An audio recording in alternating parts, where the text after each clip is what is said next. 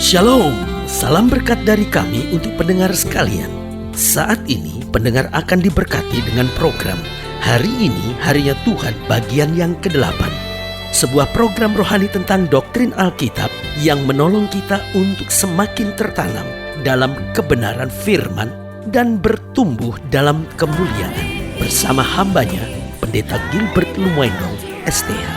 Banyak orang merasa doktrin Alkitab sebagai sesuatu yang membingungkan. Tetapi tahukah saudara bahwa doktrin Alkitab intinya adalah memahami Alkitab dengan benar, dengan pemahaman yang sistematis, sehingga kita terus dapat tertanam di dalam kebenaran firman, sehingga kita terus bertumbuh di dalam kemuliaan Allah. Buka hati saudara sekalian untuk menerima berkat-berkat firman-Nya hari ini. Salah satu rahasia kesuksesan dalam kehidupan ini adalah menerima orang lain apa adanya. Seringkali kita berusaha menerima orang lain seperti apa yang kita harapkan dari orang tersebut, atau kita berusaha merubah orang lain seperti yang kita inginkan. Dan apa yang terjadi dalam situasi seperti itu, akhirnya kita banyak kecewa karena kita melihat kok semua orang di muka bumi ini mengecewakan saya. Orang-orang yang dekat dengan saya kok tidak mau mengerti saya. Nah, persoalannya kadangkala bukan orangnya yang mengecewakan kita, bukan orangnya yang menyakitkan kita, tetapi persoalannya kadangkala kita yang salah mengerti kehidupan itu sendiri. Kita kadangkala berusaha merubah orang persis seperti yang kita harapkan. Dan juga ini berlaku dalam keluarga, misalnya suami berusaha merubah istrinya persis seperti yang dia harapkan, istri berusaha merubah suaminya persis seperti yang dia harapkan. Lalu dia bingung, kenapa keluarganya kok gak pernah bahagia-bahagia. Bukan keluarganya yang tidak pernah bahagia, tetapi apa yang dia minta, apa yang dia harapkan sebetulnya sesuatu yang tidak logis, karena kita tidak pernah bisa memaksa orang lain untuk berbuat seperti yang kita harapkan. Kalaupun itu terjadi, maka kita telah menciptakan orang-orang munafik di sekitar kita. Tetapi saudaraku yang kasih dalam Tuhan, kalau kita ingin lihat hidup ini bahagia, kalau kita ingin lihat hidup ini berkemenangan, kalau kita ingin lihat hidup kita penuh dengan kecerahan, penuh dengan keberhasilan, maka langkah yang paling penting adalah kita belajar menerima orang lain sebagaimana adanya mereka. Waktu kita belajar menerima orang lain sebagaimana adanya mereka, disitulah kita lihat dunia itu menjadi indah. Dunia ini penuh dengan tertawa, dunia ini penuh dengan sukacita. Karena waktu kita menerima orang lain apa adanya, maka orang cenderung menerima kita apa adanya. Haleluya. Selamat datang dalam program kita hari ini, Harinya Tuhan.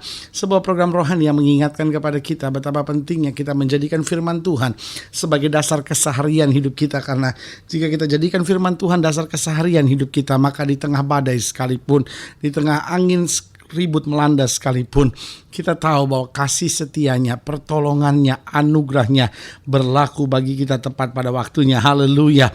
Dan program ini memang kita sedang membahas tentang perikop terakhir dari Kisah Rasul pasal 28. Jadi ini memang perikop terakhir dari surat Kisah Para Rasul ini.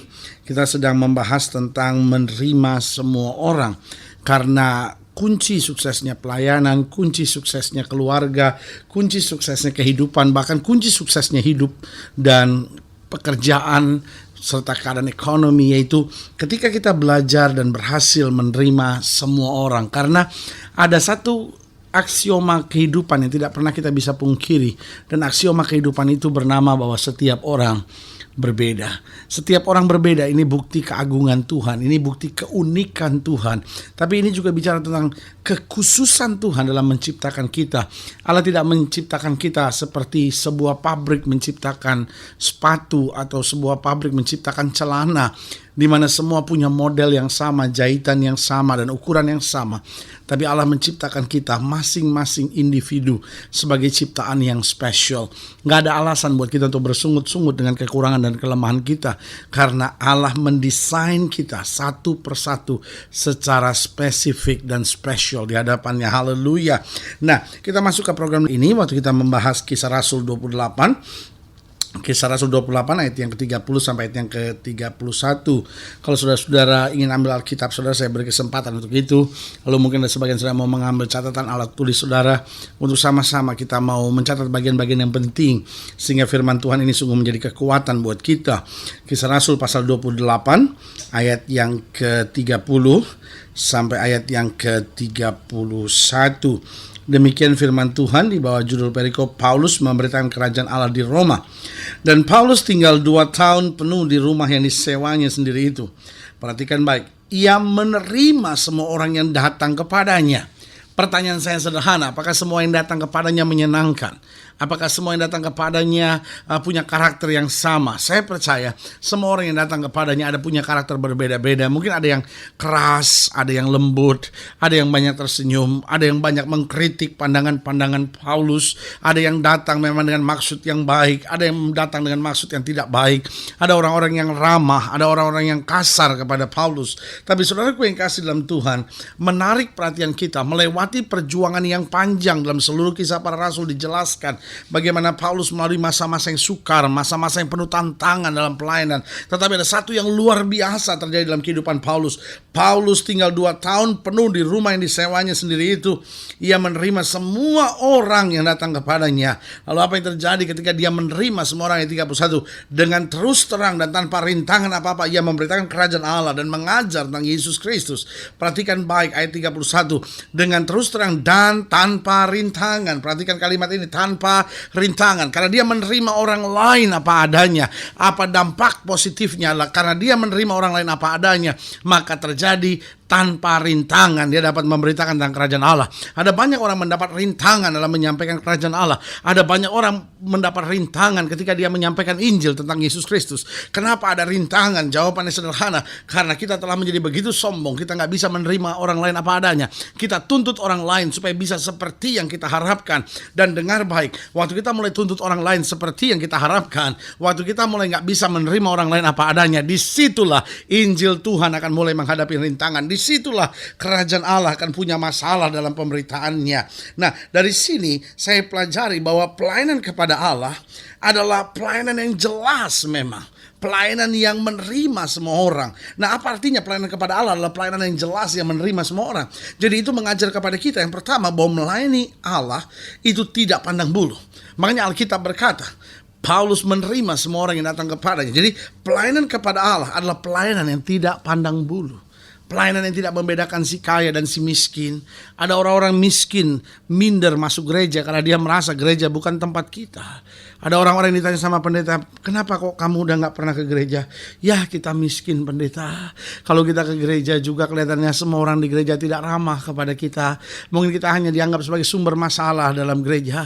Sementara gereja sedang mengabarkan Injil prosperity, Injil kemakmuran, bahwa kalau ada kemiskinan pasti ada dosa, kalau ada hidup dalam kekurangan itu pasti ada kutuk dalam hidupnya. Saudaraku yang kekasih dalam Tuhan, dengar baik. Saudara mau hidup dalam kemiskinan atau saudara hidup dalam kekayaan, selama engkau tetap mengandalkan Tuhan, selama engkau berjalan bersama Tuhan, selama engkau menolak dosa dalam kehidupanmu, maka saya beritahu gereja terbuka untuk setiap orang.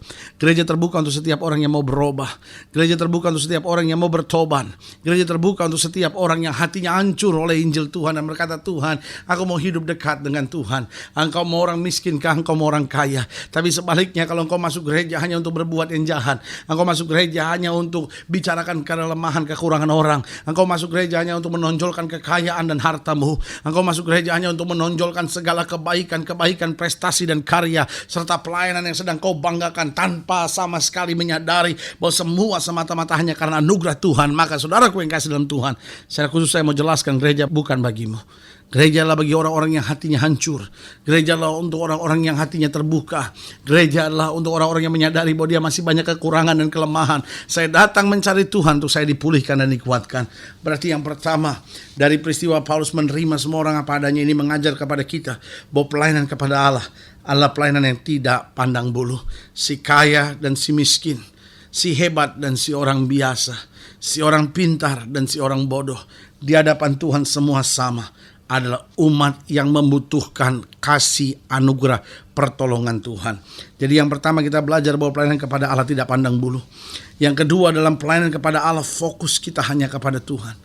Fokus kita hanya kepada Tuhan, bukan pada sakit hatinya saya, kecewanya saya, beban beratnya saya. Banyak orang tidak bisa menerima orang lain apa adanya karena dia pikir, tuh orang sudah nyakitin saya, tuh orang sudah ngecewain saya, tuh orang kepala batu, tuh orang sombong, tuh orang mau menang sendiri.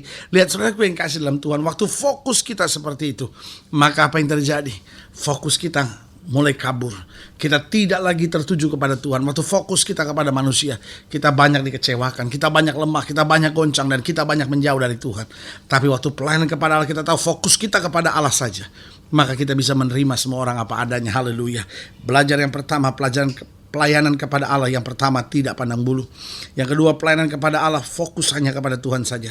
Dan yang ketiga, pelayanan kepada Allah berani menghadapi berbagai tantangan. Karena kita berani menerima berbagai tantangan, berarti kita juga bisa menerima orang lain apa adanya. Orang mau bicara yang buruk tentang kita, kita sadar bahwa itu adalah bagian dari tantangan saya, tapi saya harus terima dia apa adanya. Orang mau bicara yang tidak menyenangkan, orang mau tusuk kita dari belakang sekalipun, Alkitab berkata, berdoalah bagi orang yang menganiaya kamu. Berarti dari sini kita belajar, kunci sukses hidup adalah belajar menerima semua orang apa adanya. Tetapi yang harus kita sadari kemudian, pelayanan kepada Allah, karena hidup kita untuk melayani Tuhan dimanapun kita berada. Ingat, pelayanan kepada Allah tidak pandang bulu. Ingat, dalam pelayanan kepada Allah fokus kita hanya kepada Tuhan, jangan kepada manusia, jangan pada salah orang, jangan pada kecewa dan sakit hatinya kita. Lalu yang ketiga, dalam pelayanan kepada Allah kita harus siap, berani menghadapi berbagai tantangan. Karena kita tahu di balik berbagai tantangan itu ada mahkota kemuliaan yang Tuhan sediakan buat kita yang percaya. Haleluya. Saudara gue yang kasih dalam Tuhan, kalau saudara ingin dilayani lebih jauh, hubungi kami melalui telepon, hubungi kami melalui surat, kunjungi website kami. Karena kami ada untuk membawa Bapak Ibu Saudara senantiasa lebih dekat pada Tuhan, mengalami kasih kuasa mujizat yang luar biasa. Haleluya. Melalui program ini secara khusus juga saya mau berdoa untuk setiap saudara yang sakit, setiap saudara yang berbeban berat, setiap saudara yang menghadapi masa-masa yang sukar, bahkan orang-orang muda yang menghadapi badai rumah tangga yang goncang. Saudara yang mungkin menyimpan dendam, kecewa, sakit hati, gak bisa menerima orang lain apa adanya, gak bisa terima suami, istri saudara, anak-anak saudara, orang tua saudara, mertua saudara, ipar saudara. Sebagai hamba Tuhan saya mau doa, saudara boleh taruh tangan kanan saudara di dada dan kita doa. Bapa, dalam nama Yesus, hamba doa buat yang sakit, hamba doa buat yang berbeban berat, hamba doa buat setiap mereka yang sedang menghadapi pergumulan, bahkan setiap mereka yang gak bisa menerima orang lain apa adanya, kecewa, dendam, sakit hati, benci menguasai hati mereka. Bapak, hamba berdoa di dalam nama Yesus, Tuhan jamah, Tuhan pulihkan, Tuhan kuatkan langkah kami, sehingga kami senantiasa berjalan dalam terang-Mu dan melihat kemuliaan Tuhan dinyatakan. Di dalam nama Yesus kami berdoa. Haleluya. Amen. Saudara yang kasih dalam Tuhan, kita sudah berdoa. Ingat, tidak pernah Allah lalai menepati janjinya. Inilah saatnya buat kita untuk bangkit, bersemangat, bersuka cita menghadapi segala perkara, karena kita tahu di dalam Yesus kita lebih daripada orang-orang yang menang. Doa saya menyertai saudara sampai berjumpa pada program berikut, dan jangan lupa jadikan hari ini harinya Tuhan. Haleluya.